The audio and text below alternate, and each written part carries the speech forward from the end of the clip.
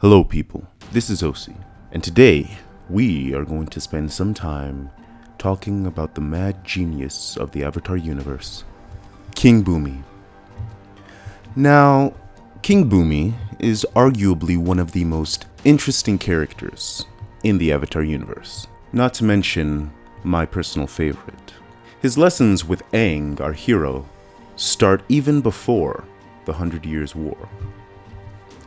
When he tells his friend, always remember to keep your mind open to the possibilities. Part of what makes Bumi so interesting is the fact that he seems to inhabit two very different archetypes in his role in the Avatar story. Now, Bumi is obviously the king, and in being the king, he is able to embody certain characteristics of the kingly archetype. He is a protector. He is also the arbiter for order and stability, although his methods are fairly unique to this character, to the point where he seems to frustrate his subordinates quite often.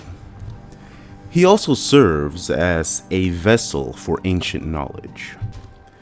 He is one of the only characters in the Avatar series that Aang knows from his childhood, and is still alive even after the 100 Years' War. Now, King Bumi also functions as the fool in his interactions with the Avatar. This is demonstrated by his fun-loving nature and his ability to make light out of very heavy situations. His playfulness seems to bring a sense of balance to the way that he lives his life. And beyond that, he is also a speaker of truth and wisdom. In the very first episode, where we, the audience, are introduced to the character of King Bumi, he forces Aang into 3 challenges, all to teach him the same lesson. In the first challenge, Aang is prompted to retrieve a key from a waterfall. Aang initially assumes that he is able to simply dive in headfirst and retrieve the key, yet he is met with disappointment several times. This repeats until he is able to figure out a way to use his bending abilities to retrieve the key in a way that is not expected. In the second challenge, Bumi tells Aang to rescue his pet Flopsy. Aang initially assumes that Flopsy is the small, cute animal that he first sees. Aang must realize that Flopsy was actually the monster that he was running from. In the third challenge, Bumi allows Aang to select an opponent to duel. Aang assumes that Bumi himself, appearing as a frail old man, will be very easy to defeat. However, he was wrong. Not only is Bumi very physically capable, but he claims that he is the strongest earthbender that Aang will ever meet.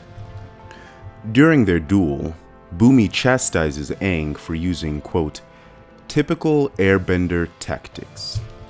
Avoid and evade. Eventually, the duel ends in a draw. But Aang learns a couple of very important lessons from this interaction. He learns not to trust his initial impressions, which becomes very important in his adventures ahead. He also learns to not think in a straightforward way, not to act in ways that others would expect him to act. Now, these lessons are very important, and they stick with Aang throughout the rest of his journey. In fact, we see them exemplified in the very finale of the series, where Aang is struggling with the idea of killing the Fire Lord, and he has everybody around him telling him that he must. He has to come up with a way that nobody expects. Now, it is my belief that this lesson that Bumi gave to Aang at the beginning of the series was pivotal in his eventual success at the end. And I think that it's also important for us watching this, that as we go through our own lives, that we remember to always keep our minds open to the possibilities.